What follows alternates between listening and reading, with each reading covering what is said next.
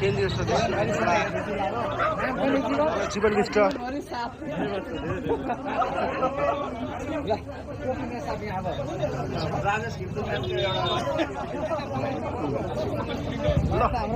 राजेश खिमलुङ दाइ पनि के हो आज के भयो के हो अब भयो नि होइन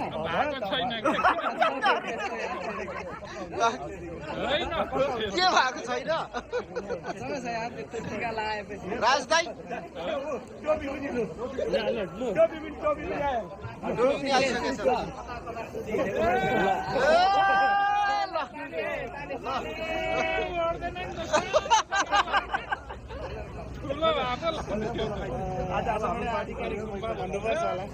के होइन के भएको छैन छ के भन्नुभयो यो खासै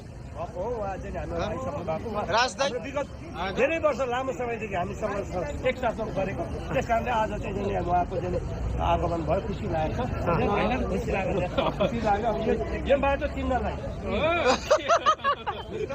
है अब यति हो तपाईँको योगदान भुल्ने छैनौँ हामीले तपाईँको योगदान हामी सबैले सम्झ्यौँ त्यसो त्यसो है भित्र विगतदेखि भविष्यसम्म भयो न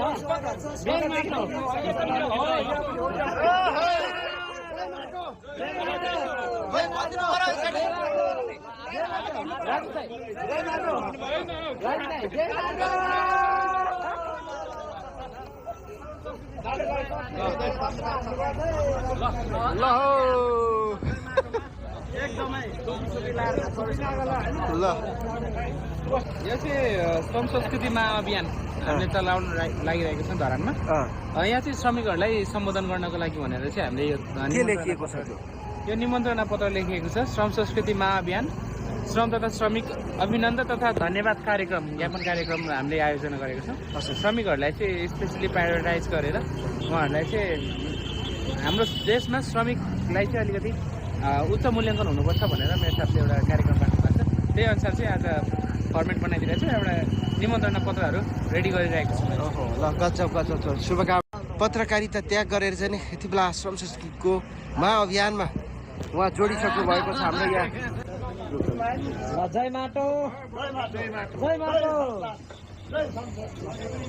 अधिराज्यभरि त्यो आगोको झिल्का हुँदैन, झिलिक मात्रै गरेर चाहिँ अब त पुरै अरू पार्टी चाहिँ जन्मिँदाखेरि बामी सर्दै जान्छ।